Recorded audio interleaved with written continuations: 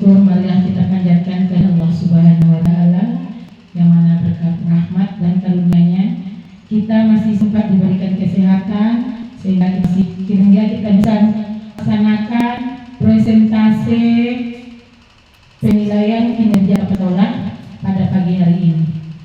Setelah berikan salam, tidak lupa pula kita kirimkan kepada junjungan alam yakni Nabi besar Muhammad SAW dengan mengucapkan Allahumma shalli ala Sayyidina Muhammad wa ala ali Sayyidina Muhammad. Karena beliau telah bersusah payah membawa umatnya dari alam jahiliyah kepada alam yang penuh dengan ilmu pengetahuan seperti yang kita rasakan pada saat ini. Yang saya hormati Bapak Ibu Guru SDN 06 Kota Besar, terima kasih pada pagi hari ini Bapak Ibu semuanya mau meluangkan waktunya untuk mendengarkan presentasi visi misi UPT SDN 06 Kota Besar dalam rangka praktik kinerja kepala sekolah. Bapak Ibu, pada semester ini di RHK saya itu mengangkat mengenai visi misi sekolah, yang mana latar belakang dari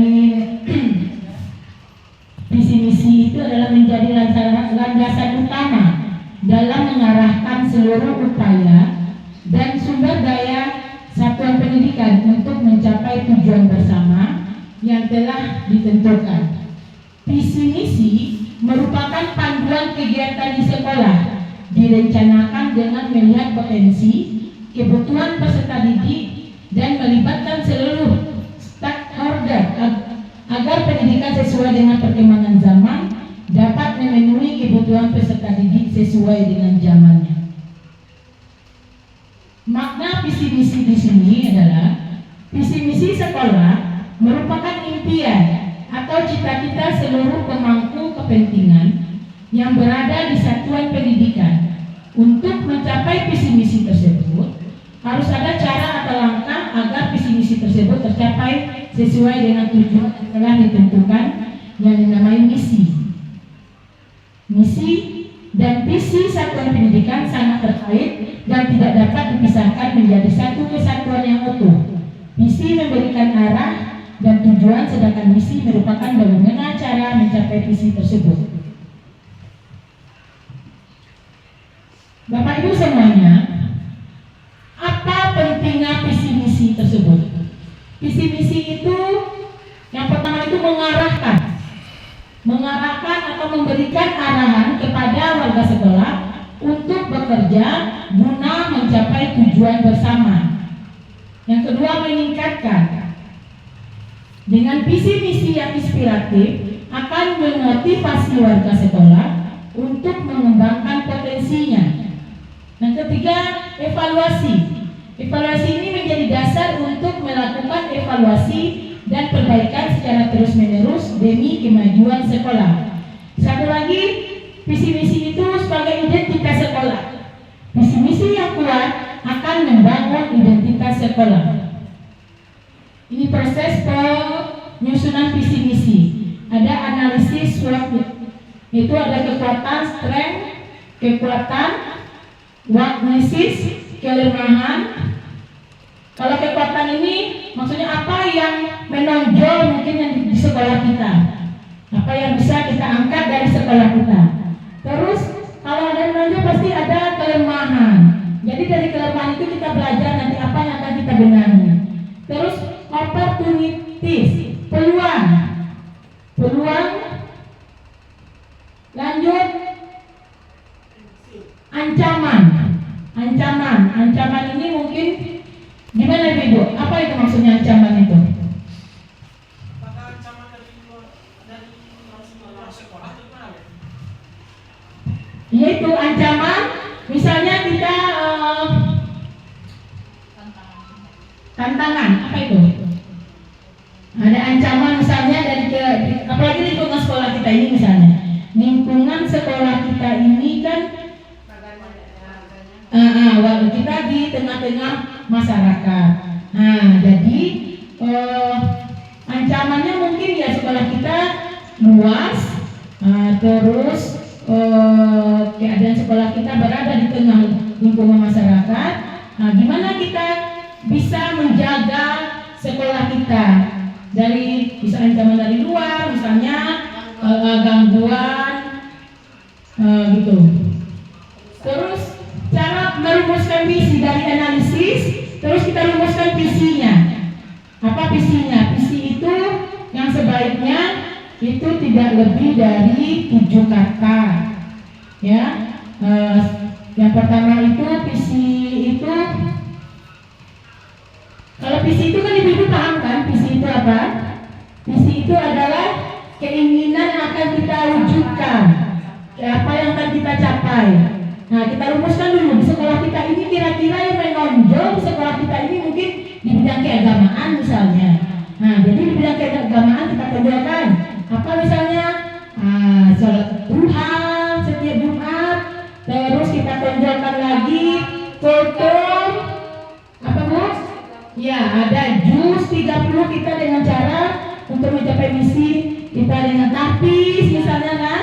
Nah, itu kita rumuskan dulu visinya, baru kita selanjutnya menyusun langkah strategis untuk mencapai visi. Apa langkahnya itu dengan cara misi ya. Untuk mencapai visi itu kita harus tahu langkahnya itu yang dinamakan misinya. Misi itu adalah gimana cara kita untuk mencapai visi tadi. Nih, sekarang visi UPT SDN 06 Kota Besar. Terwujudnya sekolah yang berbudaya, siswa yang berilmu, mandiri, inovatif, bersih, dan sehat serta berkarakter. Ini, kira-kira visi kita ini bisa nggak kita mewujudkan Bapak Ibu? Terwujudnya sekolah yang berbudaya, yang siswa yang berilmu, mandiri, inovatif, bersih, dan sehat serta berkarakter. Ya, jadi harus bisa ya Bu. Jadi kita berharapkan anak-anak yang keluar dari SD 06 itu dia punya ilmu, karakternya baik, ya. Terus apa tadi lagi? Ya, mandiri dan inovatif. Inovatif itu bisa dia menciptakan sesuatu. Jadi Bapak Ibu, untuk mencapai visi tadi kita melaksanakan misi. Jadi misi UPT SDN 06 Kota Besar yang pertama misinya 1. Menanamkan sikap gotong royong dan rasa kebersamaan melalui proses pembelajaran dan pengalaman. Di sini kita bisa menanamkan sikap gotong royong. Kita tanamkan budaya hidup bersih. Salah satu contohnya dengan kegiatan gotong royong. Misalnya 1 bulan sekali kita gotong royong bersama-sama. Dan rasa kebersamaan melalui proses pembelajaran dan pengalaman. Bisa belajar kelompok, proses pembelajarannya dan pengalaman. Misalnya dia menceritakan pengalamannya. Dan sekarang ini kita kan musim liburan, ini habis liburan. Besok kalau jalan baru bisa kita kita tanyai anaknya apa pengalaman selama liburnya, kan itu. Yang kedua, membina kemandirian siswa melalui kegiatan kewirausahaan dan pengembangan diri yang terencana dan berkesinambungan. Di kewirausahaan ini kita sudah memulai kan Bapak Ibu. Contohnya kita berkebun, kan setiap kelas ada kebunnya itu. Jadi dari kebunnya itu nanti hasilnya bisa kita olah. Kita olah hasilnya menjadi satu produk, dan produk itu nanti bisa kita jual, ada nilai jualnya. Selanjutnya mengenai proses pengembangan diri. Sekolah kita juga pengembangan dirinya kayak pramuka. Ada pramukanya, ada olahraganya juga ada. Terus ada yang keagamaan kayak tapis, itu termasuk juga pengembangan diri. Itu salah satu usaha kita untuk menunjang visi kita tadi. Yang ketiga, membiasakan hidup perilaku bersih, sehat dalam kehidupan sehari-hari. Itu tidak hanya kebersihan dirinya pribadi, juga kebersihan lingkungan dan perilaku hidup sehat. Di sini kita juga akan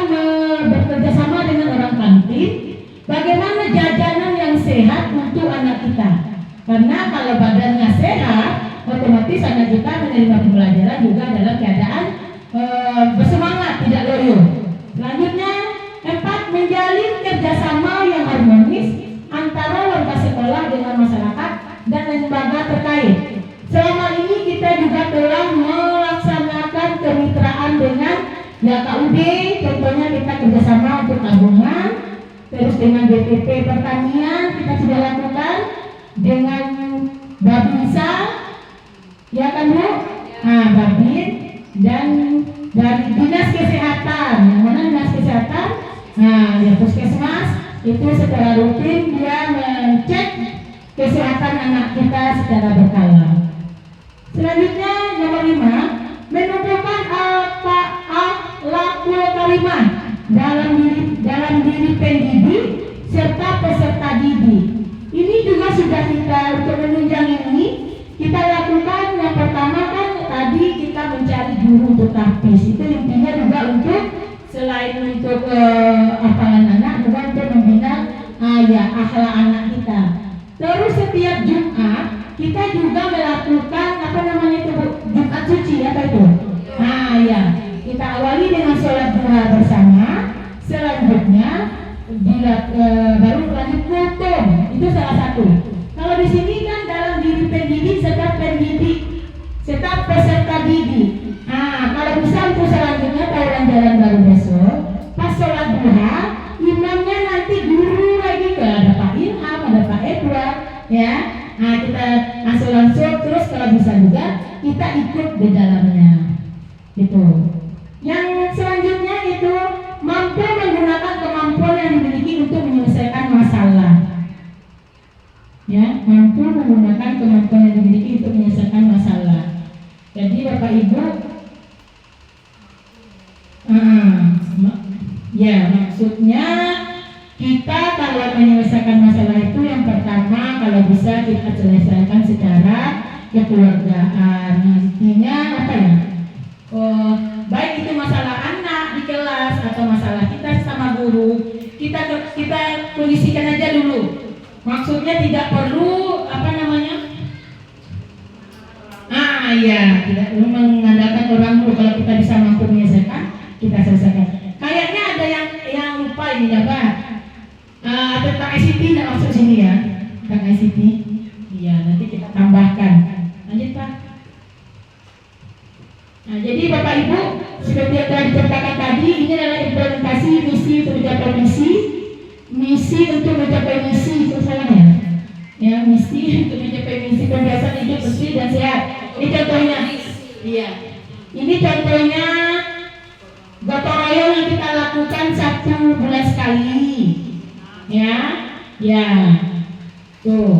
Terus untuk hidup sehat juga kita melakukan senam pagi setiap hari Selasa dan hari Kamis.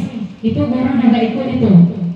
Dan semoga tahun besok, tahun ajaran baru tetap kita laksanakan. Lanjut lagi, ini sholat duha. Ya, sholat duha berjamaah setiap Jumat pagi. Ini untuk menumbuhkan akhlakul karimah dalam diri peserta didik dan pendidik. Terus ada juga tadarusan, terus kultum setiap pagi Jumat. Kita lakukan kultumnya setelah sholat duha. Terus untuk pembinaan kemandirian siswa dari kegiatan pembiasaan kewirausahaan dan pengembangan diri yang berkesinambungan itu kegiatan pramuka, ya ada ekstrakurikuler pencak silat. Lanjut, ini kerjasama kita yang harmonis antara warga sekolah dengan masyarakat. Ini ada kita sudah kolaborasi dengan anggota PKK. Ini waktu kalian memeriahkan ya HUT Darmas Raya, kita berpartisipasi juga. Nanti kemitraan bersama Dinas Kesehatan dan Polri itu waktu kalau Dinas Kesehatan tuh dia berkala setiap 3 bulan ke 1 bulan dia datang ke sekolah. Nah ini didampingi oleh Bapak Babin dengan dokter dari Puskesmas. Tuh.